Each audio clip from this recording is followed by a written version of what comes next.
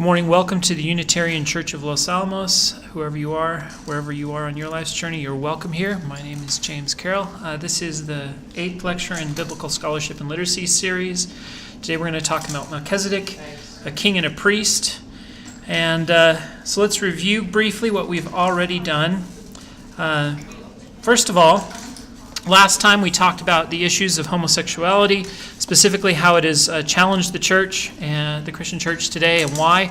And we talked about Genesis 18 through 19, which is the story of Sodom and Gomorrah, one of the interludes in the Abraham story.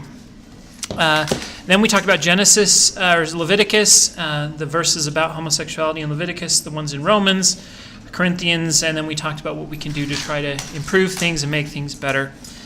This is what we did last time. I want to remind everyone that we do have a class webpage that has some additional reading, and I'll talk about extra things you can read that I will post to that webpage during the course of this class. It also has links to the recordings of these lectures if you want to go back and see another one.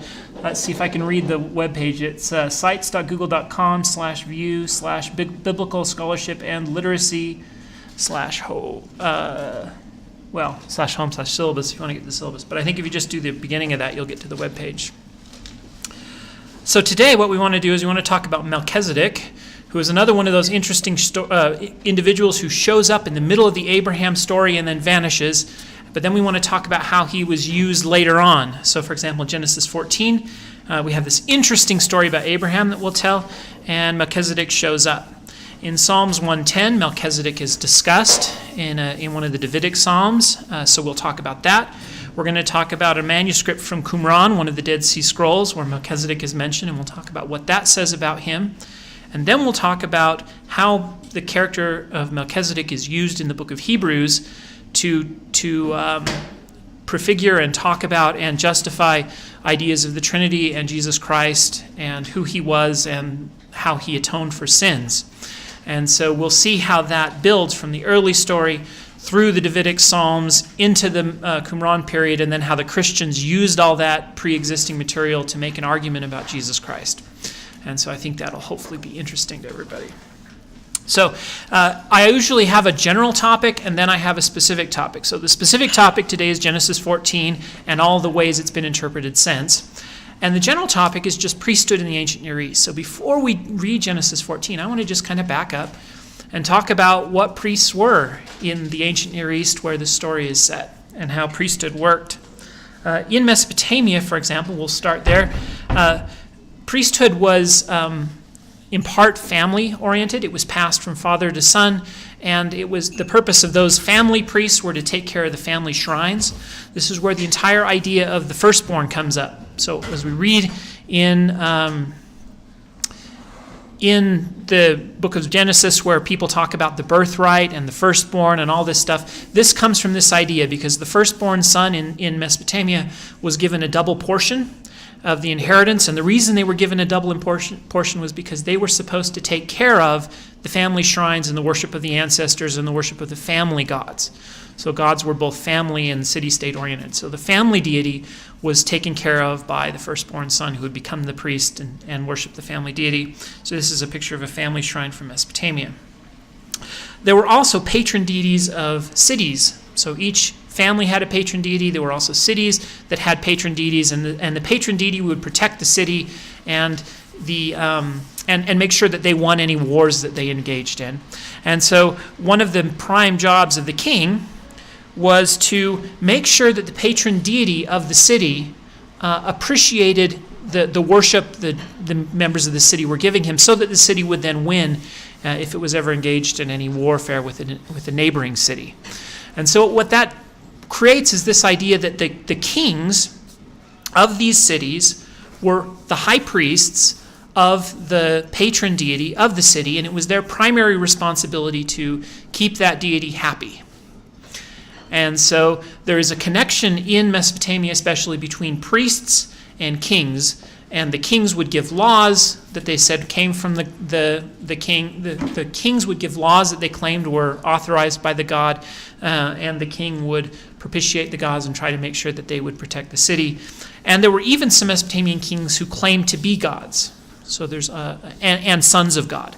So there's the idea of a son of God, that the king is a son of God. This is something we will see in Christianity, and we'll see how it works its way into Christianity. So the king is a son of God, the king is himself a God, and the king is the high priest of God. All of those concepts work together. Let's talk about Egypt for just a second. In Egypt, the name for a priest is wab. It means pure, and it comes from the term pure. It has this little picture of a jar of water with water being poured out. It has these water markings next to it. A purifier is then the priest who purifies. And the priests had a distinctive look. They had an apron, which is important when we get to Israelite priesthood. This is related to the ephod that the Israelite priests wore. And the Egyptians would shave their head and their beard. Israelite priests and people in general were forbidden from shaving the corners of their beard, and the purpose was to look different from the Egyptian priests, etc., who worshiped the pagan gods. So they're both borrowing concepts from these people and also trying to differentiate themselves from them. This is a great example of it's the papyrus of Nefer-Webenef, and this is part of his Book of the Dead, and it's a picture of him and his wife standing on this side. Here is a shrine with the doors open, and here's a bunch of deities, and the text says, he goes to this deity, he says, I know your secret name, and then he says, and I haven't committed this sin. And then he works his way to the other side and comes out the back, shaved, with his apron on, and prepared for judgment, as we have here. So what's happening here is that this individual, this papyrus is supposed to tell him how to enter heaven and pass the judgment. And it involves knowing secret names for the gods and being able to tell each of them that he had not committed a certain sin. This almost certainly comes from an earlier initiation where Nefer-Webenef was initiated as a priest, wherein he would enter a shrine, be told the secret names of the gods, and would have his head shaved, be given his ephod, and he would promise not to commit certain sins. And you can tell that the priests who write these papyrus are used to hearing, I will not, instead of I have not. I will not commit this sin, I will not commit this sin. That was probably the wording of the initiation ritual. And every once in a while they will slip up. And when they're writing the Book of the Dead, when he's saying, I have kept my promises, essentially, they'll accidentally write will not instead of have not once in a while, because that's the way they're used to hearing it probably. So this tells us something about how you make someone a priest. In Egypt, priesthood was hereditary, but in order to take your role as a priest, you had to be initiated. There was washings involved, there were anointings involved, and you had to learn the secret names of the deities, and you had to promise with an oath not to commit certain crimes. And of course, in Israel, there's also certain groups were anointed. The word Messiah, this is why it's important, and we'll tie into Christ in a minute. Christ is the Messiah. Messiah means just the anointed one. And in Israel, certain groups were anointed, specifically priests, kings, and prophets. And so the anointing was one of the rituals that makes you a king or makes you a priest.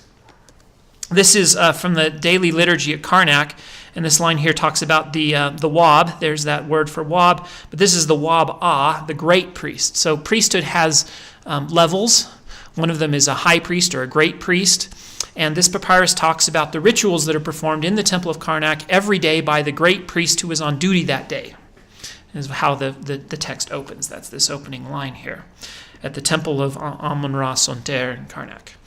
And so if we go through the different chapters of what the priest does, he passes through, he lights a censer, he washes things, and eventually he works his way into the holiest of holies of the temple, where he breaks the seal on the door, where he passes the veil of the temple, and then he opens the doors. This is a picture of the king now acting as the high priest. This is why I included this. The text is for the high priest on duty this day, and the carving on the walls of the temple has the king acting in that capacity.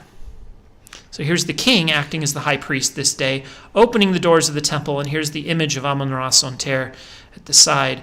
And he says that this is an offering which the king gives, is the wording in the papyrus. So the priest is saying, I know it's the king's job to propitiate the deity, and I'm here as a representative of the king. That's why you can trust me to enter your presence, because I'm a representative of the king.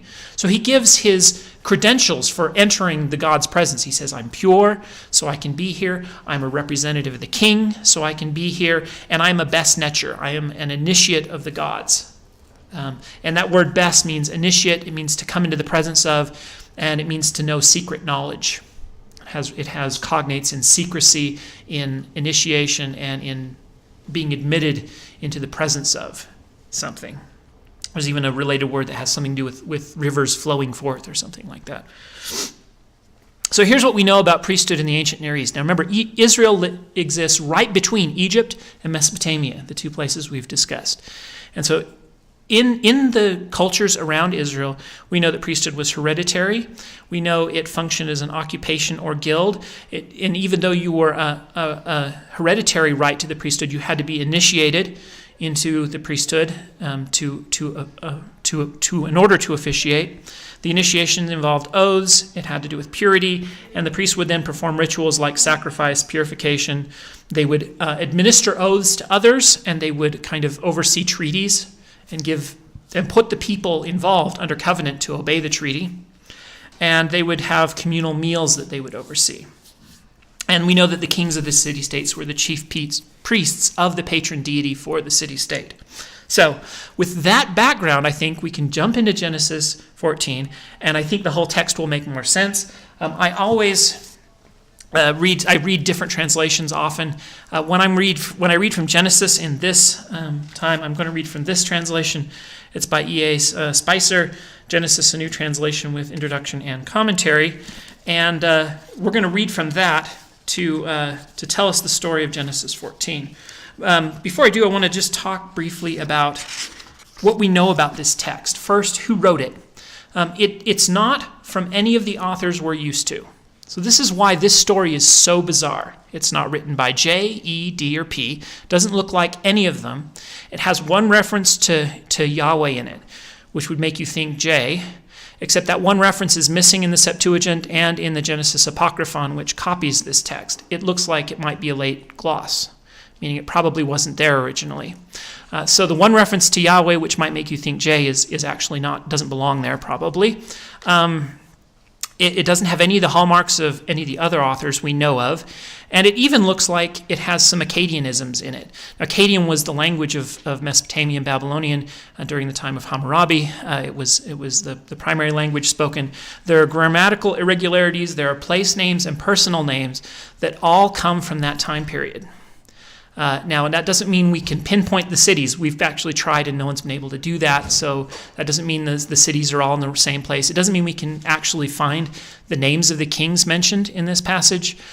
In the historical record, we've looked, and there's been some debate about it and some theories put forth, but no one knows who all these people are. What is interesting about them is these names are attested in Akkadian writings from the time period, and they are not attested in later time periods. So that means that whoever wrote this is borrowing a source that is old. This is probably one of the oldest records or stories about Abraham, possibly. In fact, the text refers to Abraham as the Hebrew, which is strange because that is not what the Israelites and the people of Abraham referred to themselves as. It's something that shows up in the text whenever other people are talking about the Israelites. In other words, the Hebrews is a term outsiders use to describe Abraham. And so some people have even proposed that this story is an outside record of Abraham that someone came across and included in the stories about Abraham, almost like an outside witness in an Akkadian language that they translated into Hebrew and put into the scriptures. Now, I think we need to be very careful about our implications for historicity. I'm convinced that this text is borrowed from an Akkadian story. But it is entirely possible that a Jewish person put Abraham into an older Akkadian story. In other words, this doesn't necessarily mean that Abraham is historical, but it raises very interesting questions because it looks like a completely different vein of stories about Abraham. The other interesting bit about it is in this story, Abraham shows up as a warrior priest, sort of. a warrior sheik going on battles and fighting wars, and that is unlike anything we see elsewhere where he's described as a shepherd. A rich shepherd, to be sure, but kind of a shepherd. And so this, again, puts Abraham in a very different light than we're used to seeing him, and it raises all sorts of interesting questions about where this story came from. So what does the story say? Well, let's see. We turn to Genesis 14, and it begins out describing a bunch of kings, and it just lists them. When Ephraim, king of Shinar, so it lists kings and places, and it's boring, and I'm going to skip it. But it lists a whole bunch of them, and it says that for 12 years, these people served another king. So there was one king with a coalition, and there were a bunch of other kings with a different coalition, and the first coalition had put the second coalition into subjugation. This is something that was happening in the ancient Near East at the time. Certain cities would expand their borders, conquer another city, and would make that king and his people their vassal. And so this coalition of kings had put this other coalition under vassalhood, and then in the 13th year, this other coalition rebelled. And the rebelling coalition includes two interesting cities. One is named Sodom, and the other is named Gomorrah. You can think of this story, in fact, as the first destruction of Sodom and Gomorrah, because later in the tale we'll be told that we talked about last time, where fire and brimstone rains from heaven and destroys Sodom and Gomorrah. But this is their first destruction. They're sacked by human, and it almost raises the question, did the later story come because of this earlier story? There's this earlier story tells the destruction of Sodom and Gomorrah. Did the later story come about God destroying it? Are they just two different remembrances of the same sort of event? But here we have kings fighting and destroying Sodom and Gomorrah. So this in verse 9, Chardalon, I have no idea how, Chedor Lomer. I ought to practice saying these names before my class. Yeah, it'd be a K. Kedolamer. Yeah. King of Elam, title king of Goim, and Ephraim, king of Shinar, and Anak, king of Eliezer, are the 5 kings against 5. Now, sorry, I should start in verse 10. Now the valley of Sidon was one of bit and pit after another, and the kings of Sodom and Gomorrah flung themselves into these in their flight, and others escaped to the hills. So Sodom and Gomorrah loses this war, and verse 11, the invaders seized all the possessions of Sodom and Gomorrah, and all their food, and departed, taking with them Lot, the son of Abraham's brother, together with his possessions, he having been living in Sodom. So we know that Lot is in Sodom. Now, remember, in the other story we heard, angels come down and rescue Lot from the coming destruction of fire and brimstone. Here we have kings sacking Lot and taking him captive. The parallels between the story, I think, are too interesting to assume that they're not related. And then verse 13, a fugitive brought news to Abraham the Hebrew. Notice how he's referred. We talked about this a second ago. Abraham the Hebrew is not usually how they refer to themselves. It's how outsiders refer to them. And it says, who was camping at the terebinths of Mamre, the Amorite, kinsman of, and again we get all these names, they being confederates with Abram. So the names are only important in the sense that here we have Abram who has confederates. In other words, he has friends who also can raise armies, etc. So he is also in a coalition of friends. And so news is brought to Abraham about Sodom and Gomorrah's destruction and the loss of that confederation's war and Lot's captivity. And Abraham has friends that he's hanging out with. Again, this puts Abraham in a very different light than the shepherd. He's instead a kind of a warlord in a confederation of other friends and stuff. And when Abraham learned his kinsman Lot had been captured, he called up his retainers, both into his household and in the number of about 318. Just a small enough number that this actually sounds more than at least plausible. So he's got 318 warriors with him, and he gave chase as far as Dan. And he and his servants deployed against the others at night. I love this story. It's got intrigue. He's got this small force against this bigger force, and he sneaks in at night. Right? It's kind of exciting stuff. And and he defeated them, and he pursued them as far as Hobath, which lies north of Damascus. And he recovered all the possessions, and he also brought back his kinsman Lot and his possessions along with the women and the other personnel. And then we get so here we have Abraham victorious in battle, returning from battle with his kinsman Lot in tow, and when he returns from the victory over Kedolamer and the kings who are allied with him, the king of Sodom came out of the valley of Shava, that is the King's Valley, to greet him. So here we have the king of Sodom. Now remember, in the text, I didn't mention this, it doesn't actually give the king of Sodom's name. It calls him like a person of, I don't remember now, but it uses a nickname for him to degrade him. He's so horrible we don't even mention his name.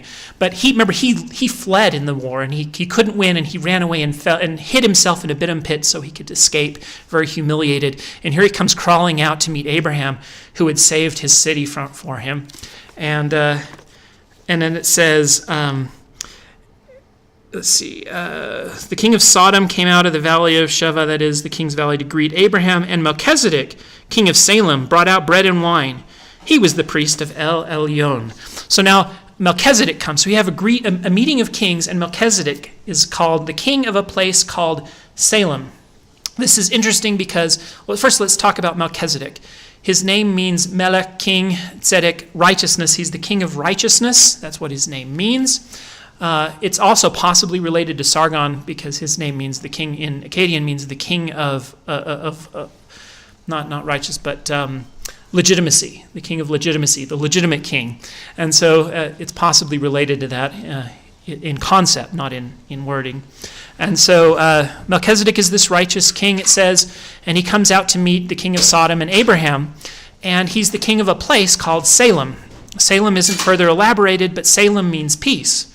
So we get the king of peace, and you'll notice in Isaiah, remember we have in the famous line from the Hallelujah Chorus, the Prince of Peace, applied in Isaiah to the King of Israel, and later applied to Jesus Christ. So these are the connections between him and Jesus Christ. The other interesting thing is to consider where Salem physically was.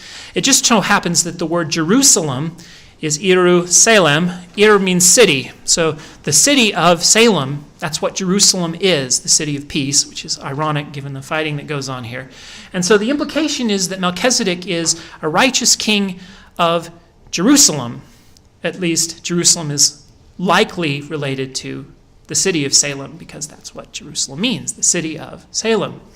So here we have the king of possibly Jerusalem coming out to meet people who had just fought a war in his territory, or at least near territory he would have controlled.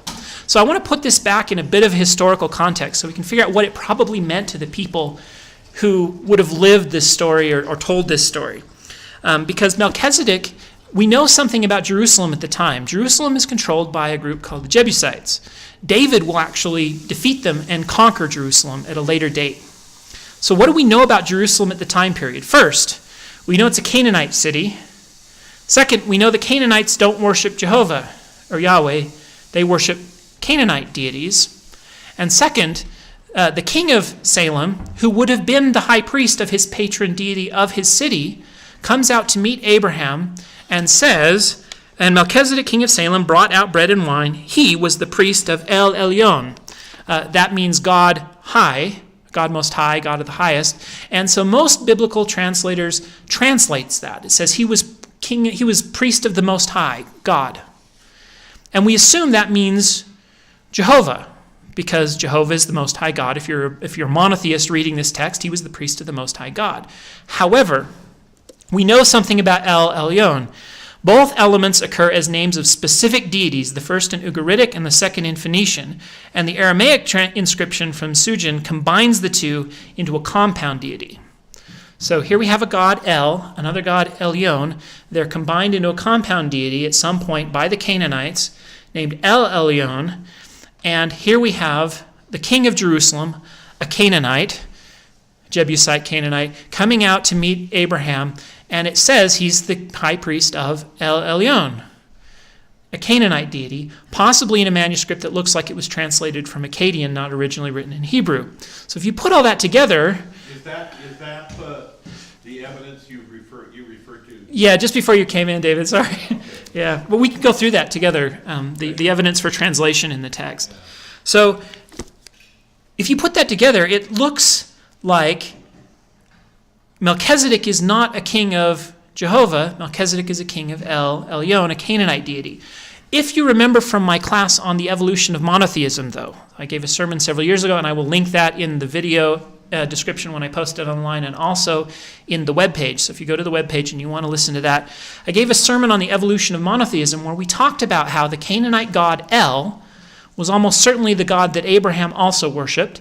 And we talked about how El and Yahweh and Jehovah were combined at a later date into another syncretic deity that became the monotheistic God of the Jews. So again, this is a Canaanite priest, this is a Canaanite God, but it just so happens this is also related to the Canaanite God that is syncretized to Jehovah at a later date and becomes the God of the Jews, which is a combination of El and Yahweh.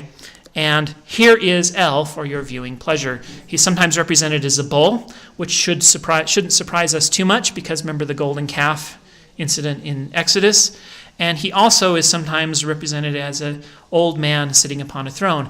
El is the old man deity of the Canaanites, creator of heaven and earth. That sounds familiar. Who sits on a throne up in heaven, but then delegates the control of the world to his children, specifically Baal, the thunder god, who is his child, who then kind of rules on the earth. That sounds an awful lot like both Thor and Zeus. Yes, that is also related. There's most. In fact, it also sounds like Ra and Amun. Ra and Horus. Most mythologies talk about a father deity who is kind of an absentee father who sends his son to rule in his stead. This is going to be important when we start talking about Jesus Christ. I hope you see it coming, the Father and the Son. Okay, so he's the priest of El-Elyon, and he blessed Abraham. This is important. He, Melchizedek, blessed him, Abraham, saying, "Blessed be Abraham by El-Elyon, creator of heaven and earth." Again, sounds familiar. "And praised by El-Elyon, who has delivered your foes unto you." So the God has given you victory in battle is kind of what that means. "And Abram gave a tenth of everything to him." So Abraham pays tithes to Melchizedek. This is there's a Jewish tradition later where we talk about giving in tithes or tenths of your income to the temple.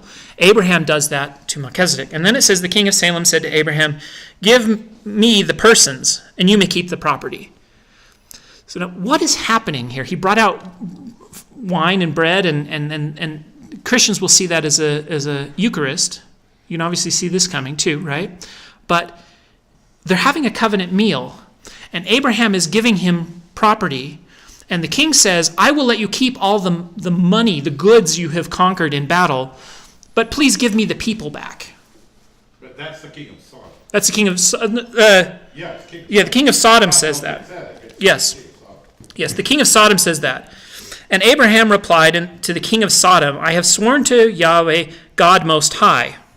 Now here we have, "I have sworn to Yahweh, El-Elyon," putting the three together now. And remember what we said earlier, that phrase Yahweh is missing in the Septuagint and is missing in the Genesis Apocryphon. It is almost certainly a later gloss. But many authors have assumed that what had just happened is that Melchizedek says he worships El-Elyon, and Abraham says, "Yeah, but I worship Yahweh El-Elyon. I worship a different deity than you." And that's how it's been often interpreted. But if it's a later gloss, which it almost certainly is, remember Yahweh would have been anachronistic for Abraham because we know from Exodus 3 that he wasn't called Yahweh until the time of Moses. So that entire phrase is historically inaccurate by the biblical text's own account of when Yahweh started being used as a name for God. And two, it's not in the early manuscripts, which is also why we don't think this is written by J, and the presence of Yahweh in it doesn't make it a J account. So Abraham says, if we take that out, "I have sworn by El-Elyon, God Most High, creator of heaven and earth." Doesn't that sound an awful lot like exactly what Melchizedek just said? "That not so much as a thread or sandal strap shall I take of anything that belongs to you, lest you say, 'I made Abraham rich.' Nothing for me, save that my men used up. But as for the men who joined me, Aner, Eshol, and Mamre, let them take their share." So remember, Abraham has allies who helped him do this. He says, "Let them have a share of the spoils, but everything I got from this, I'm going to give back to you because I don't want anything from Sodom. But I do want, and I'll give you the people too." And so Lot goes back and lives in Sodom, and that sets up our second destruction of Sodom story in in the Sodom and Gomorrah fire and brimstone tale we hear later. But again, those two stories are so similar, I can't imagine they're not in some way related, including how Lot is rescued, etc. So, what does this story tell us? Well, it introduces an intriguing figure, Melchizedek. He offers bread and wine. He's a king of peace, which will have Christological implications later.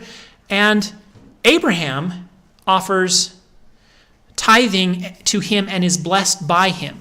And of course, that blessing process is important because presumably the greater blesses the lesser. So here we have a character who is greater than Abraham, presumably. The other interesting story about him is, as a priest, every reference to priesthood in the Old Testament will list genealogy. Because priesthood is hereditary, when you talk about priests, they start spouting off their fathers at you, and there is no references to priests that don't tell you, where they were born, where they died. Now, this is not true that all of these are always there, but usually that you're told where they're born, where they die, and who their fathers were, because they need that to legitimize their authority. Melchizedek shows up and does none of that. He's just a priest who is greater than Abraham, with no father mentioned, no mother mentioned, no genealogy, nothing. Now, in the context of the original story, that probably made sense. He was the king of Salem. Of course, he was the high priest of the patron deity of Salem. That's just given. For the later Jewish authors, that is not given. Here we have a priest greater than Abraham, and they have to make sense of it, even though there is no father, mother, beginning of days, or end of years mentioned, which is a quotation from Hebrews, which we'll see in just a minute. So, this is the story of Abraham, which then leads into the destruction of Sodom and Gomorrah later that we've already talked about. Let's see what they do with it. So we're going to turn now to Psalm 110, and this is the other reference to Abraham that shows up in the text. So there are a lot of theories of this psalm. The first question is, how old is it? What are we dealing with when we read Psalm 110? The following psalms are usually thought of as what we call pre-exilic, meaning they were written before the Jews were taken captive in Babylon, which means during the time when the Jews had a monarchy, a king who ruled over them. That's Psalm 2, 18, 20, 21, 45, 72, 101, 110, 132, and part of 144. Psalm 89 is usually thought of as being during the exile, but possibly before that. And there's some theories that some of these psalms are actually post-exilic. So, for example, there was a couple authors who thought they saw an acrostic in Psalm 110 that spelled out Simon, as in Simon Maccabeus, and so they assumed that this psalm had to do with Simon Maccabeus. That makes no sense, and it's mostly not believed today. The reason you can kind of rule that out is because Simon Maccabeus was not a Davidic king. He didn't even claim the kingship in quite the same way. And although he was a priest, the text doesn't fit him very well. The text also has a bunch of really archaic Hebrew in it. Some of it is so garbled that we can't read it. Especially when we get to verse 3, I might read it in several translations and just to see how different they are, because honestly we don't have a clue what verse 3 says. But that argues for it being a much older text, a text that was written at the time when there really were kings in Israel to apply this to.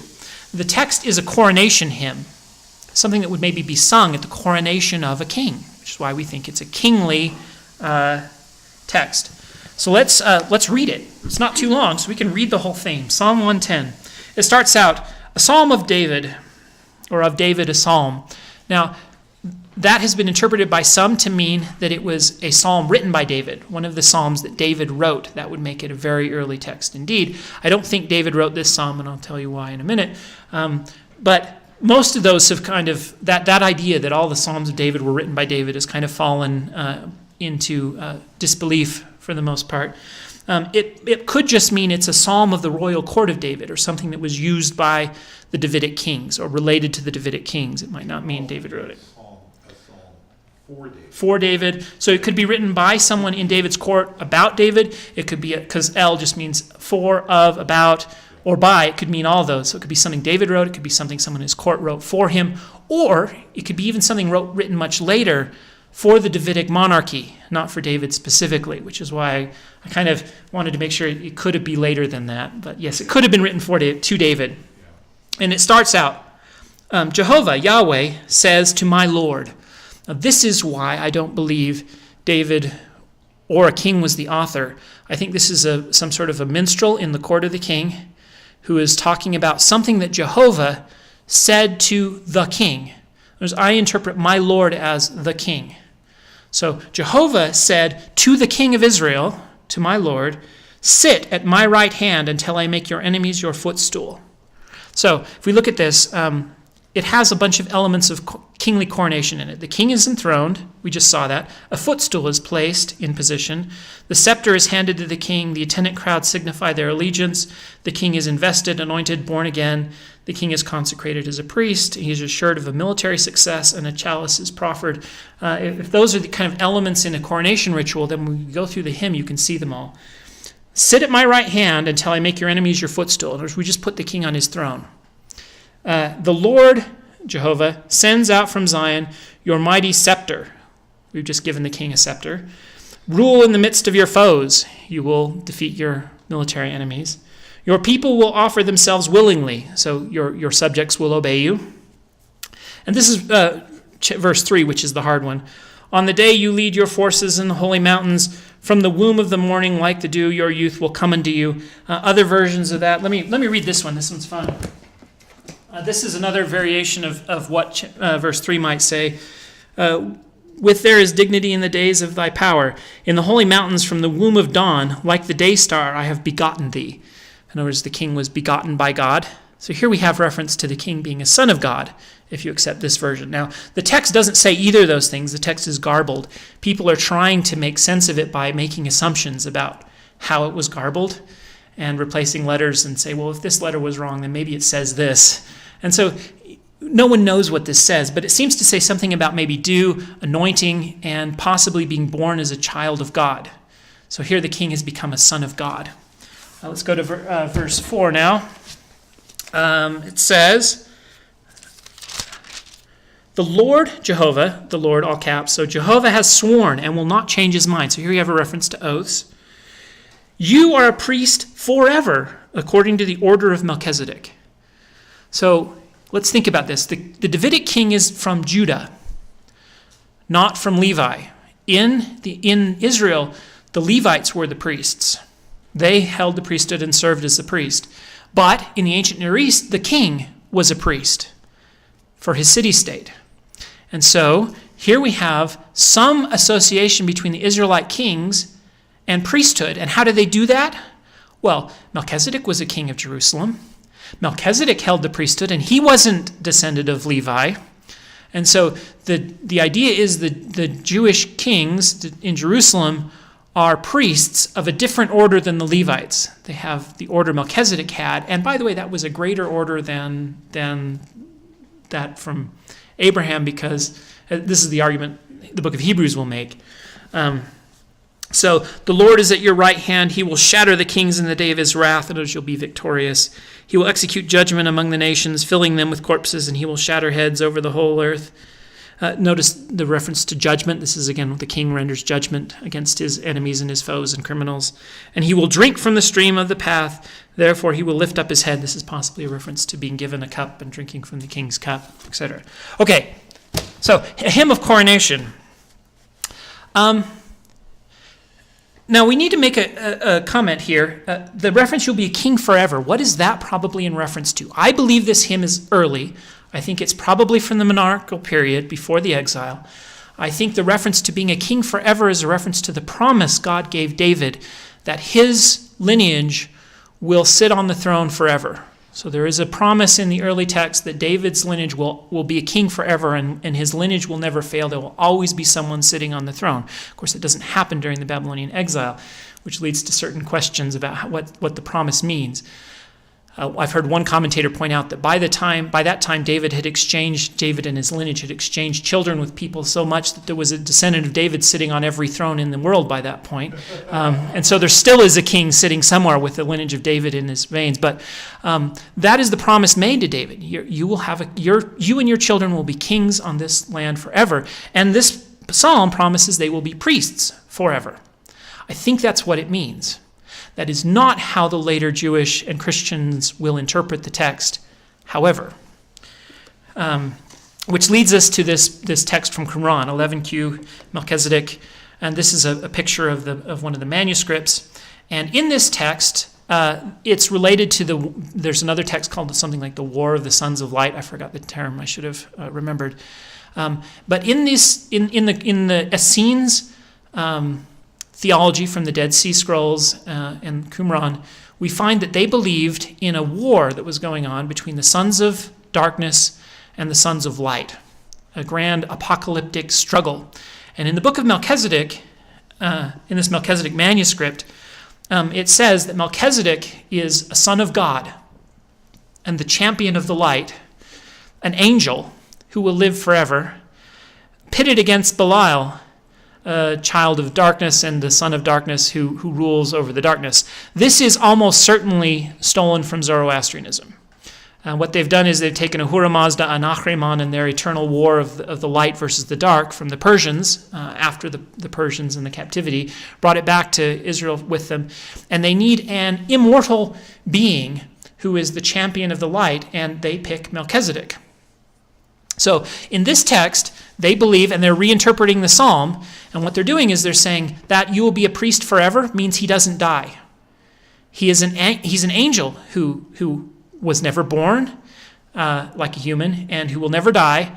And so they've turned, now if you reinterpret Genesis 14 that way, an angel comes out to meet Abraham after his victory and he blesses him, not a human king, the king of peace, and the leader of the battle for this final conquest, Melchizedek. He's an angel. So in this theology, we've got an angelology where God has two angels, one a bad angel and one a good angel, and they're engaged in a battle. This is also where Satan will then come from. In Christian theology, the bad angel will become Satan. And they're engaged in this battle, and Melchizedek is this eternal divine angel who fights the war on the good side for God. So we've turned Melchizedek from a human king, a priest of a pagan, to a divine angel, which of course leads us to the book of Hebrews. In the book of Hebrews, the author is concerned with explaining how Jesus Christ, a descendant of Judah, can function as a priest to cleanse us of our sins. The Hebrew priests would cleanse people of sins on the Day of Atonement, where they offered a specific ritual, where they would enter the temple of Jerusalem and offer the blood of animals there to cleanse Israel from their sins and to propitiate God on God's throne, sitting in the Holy of Holies, to forgive them for their sins. And that is the role of the high priest, to forgive Israel for their sins. The high priest would carry Israel on his shoulders as he sacrificed before God to try to help them receive forgiveness of sins. So the author of Hebrews, who is sometimes interpreted as Paul, although the text never claims that, and in fact some early commentators knew for sure this wasn't Paul. It doesn't look anything like Paul, by the way, so we're pretty sure it's not. But whoever the author of Hebrews is, it's actually an anonymous text, is interested in showing that Jesus is a better high priest. But he has a problem, because Jesus doesn't hold Levitical priesthood, and how can he function as a priest? Well, it just so happens we have this great example of an immortal individual, Melchizedek, who held priesthood by virtue of a promise from God that he would live forever. And he was a king of Salem, and the Judaic kings were also kings of Salem. The Judaic kings were thought of as sons of God under some of the more esoteric texts, right? We talked about that rebirth moment, and so and verging on divine, and so. You combine all that, and it looks an awful lot like Christ. And so that's exactly what the author of Hebrews is going to do. And he's going to apply all of this to Christ. So, if we turn to the book of Hebrews, chapter 5, starting in verse, 5. So also Christ did not glorify himself in becoming a high priest, but was appointed by the one who said to him, "You are my son, today have I begotten you." That's from Psalm 2:7. This is another of those early Davidic psalms I listed, and this is a reference to the king being reborn as a son of God, the kings are sons of God. And as he says in another place, you are a priest forever, according to the order of Melchizedek. He just quoted Psalm 110. So he says, Jesus didn't decide on his own that he was going to be a priest. He was made a priest by God when God begot him as his son and made him a priest forever after the order of Melchizedek. He'll talk more about forever. But there he's very clearly talking about this myth that Melchizedek did not die. And he says it is Christ's immortality and resurrection that makes him a priest after the order of Melchizedek. Both Jesus as the begotten Son of God and Jesus as the resurrected Lord make him a priest like Melchizedek, the true king and the true Son of God. And it's borrowing from all these Davidic ideas for the Davidic monarchy. Let's skip to verse 9. And having been made perfect, he became the source of eternal salvation for all who obey him, having been designated by God a high priest according to the order of Melchizedek. I'm going to skip a lot here, but let's go to chapter 6, verse 19. We have this hope, a sure and steadfast anchor to the soul, a hope that enters the inner shrine behind the curtain. He's talking about the veil of the temple. So he says, our hope, Jesus Christ, entered the temple. Now he never actually, that's what happens on the Day of Atonement. The temple curtain was only entered once a year on the Day of Atonement by the high priest. Jesus never did that. So he's talking about what we call the heavenly temple. He's saying the earthly temple is a mirror image of heaven, and when Jesus died, he went into heaven and went behind the true veil of heaven and entered God's actual throne. See, the Ark of the Covenant is a model of God's throne. Jesus actually approached God's real throne, functioning in the role of a high priest to sacrifice for our sins with his own blood instead of with the blood of the ram, acting as a Melchizedek priest, a priest after the order of Melchizedek. When Jesus, the forerunner, on our behalf has entered, having become a high priest forever according to the order of Melchizedek. Then chapter 7, verse 1, this king, Melchizedek of Salem, priest of the Most High God.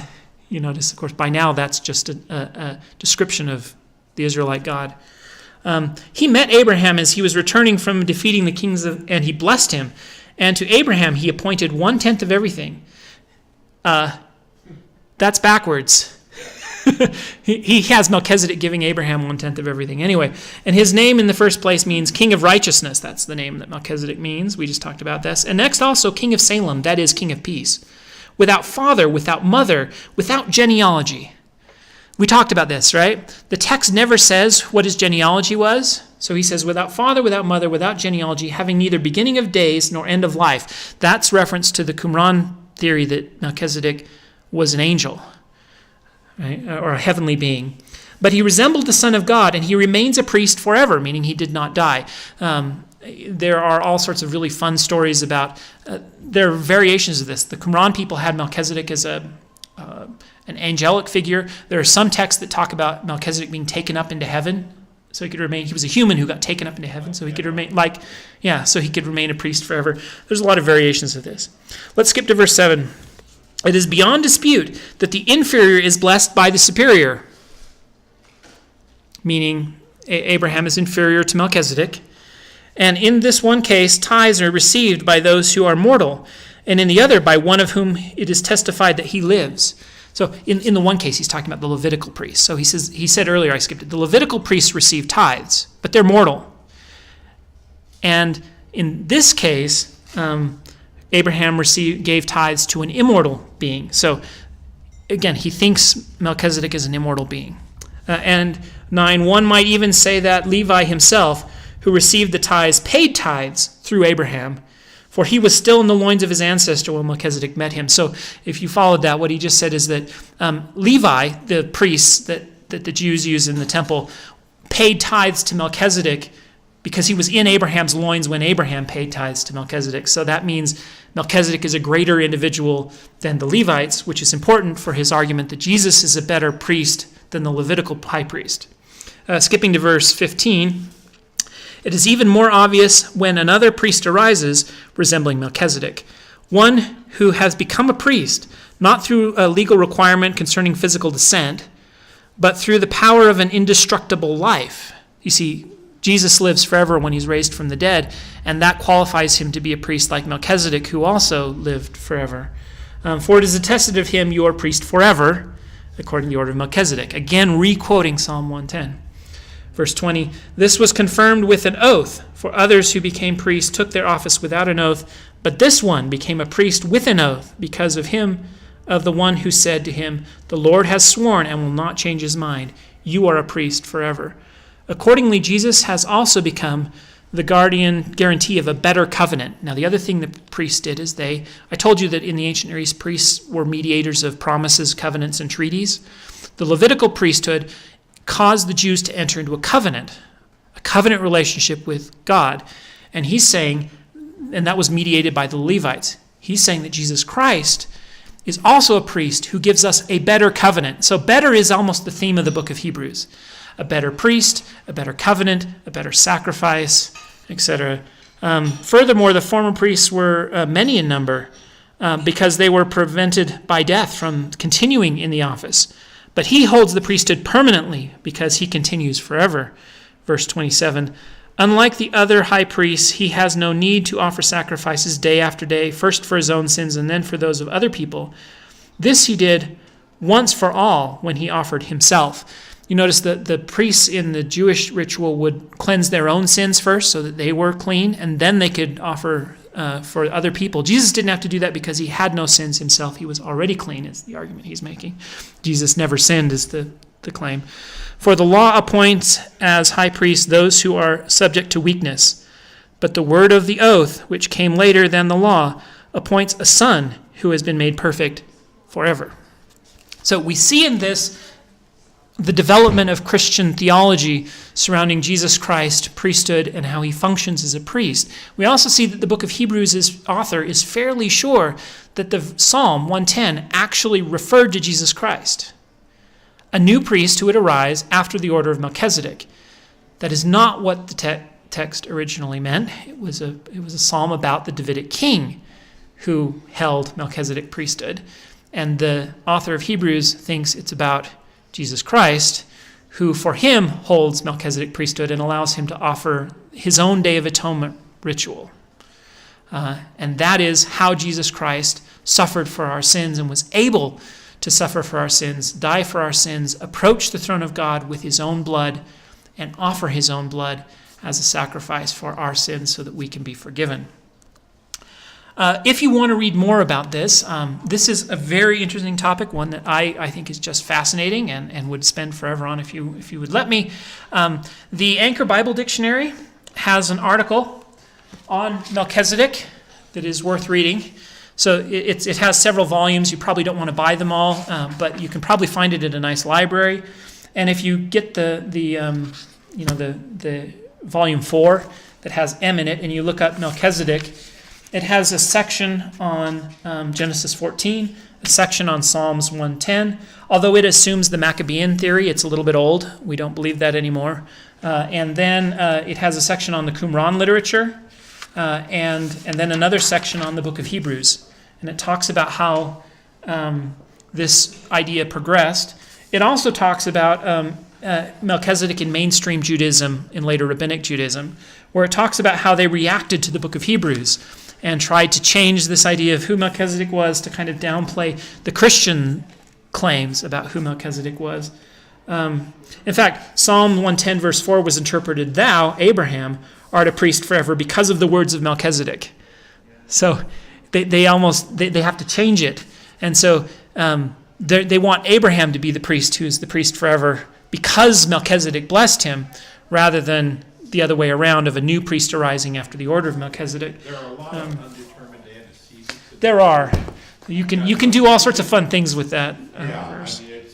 Undetermined antecedents of pronouns are very common in the Hebrew text. Yes, but you can see why they would take that interpretation. David's claim is that it's a reasonable interpretation to take from the text. But again, I think if you take the text in context, it's supposed to be about making a king a priest after the order of Melchizedek, and so I think that's kind of got the wrong antecedent. But I'm not even saying it's reasonable, but it's more reasonable than it is in the English often. Yes. I mean, the English it just kind of anyway. the commentary I was reading from, the translation is this Genesis commentary by E.A. Spicer. He has an entire section on El-Elyon, and he has another section on why he thinks the text is old and possibly a translation of Akkadian, which is where I drew a lot of that material from. The commentary is good and worth reading. And then if you just want to see how a later Christian author takes all this material, this is a book called Temple Theology, an Introduction by Margaret Barker.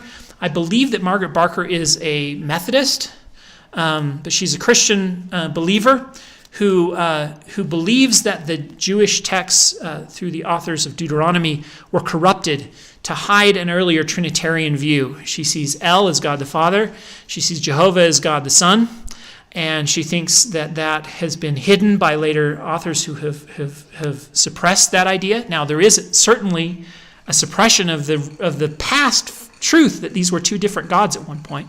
But she takes that same evidence and applies it to the Trinity. And then she takes that text of Hebrews and what we know about the coming kings, about anointing kings, creating kings, and applies them all to Jesus Christ and makes this entire thing, including all the stuff that was suppressed, images of Jesus Christ. And it kind of explains her faith in that and how it works through the rituals that are related to those coronation rituals we just read from. She specifically draws from the Psalms, and it's fascinating reading. I don't think I used to really like everything she said when I was a Mormon believer. I don't think I still agree with everything she says, but if you want to see how a Christian deals with this material in what they would consider a very faith-promoting way, this is a really good book, and it's a lot of fun, and it'll tell you a lot about how the Christians thought of the Temple of Solomon and the rituals that happened there and how they relate to Jesus and specifically the stuff in Hebrews. So for next time, we're done with Abraham. We told his main story, then we told two of these small interlude stories. We're going to move on to Isaac and Rebekah. I still need to think about how far we'll make it in that class. But they have a wonderful love story from an arranged marriage, and we're going to tell their story and see how far we get next time, and I hope to see you there. Thanks for coming. Thank you. So the theory is that the Jewish idea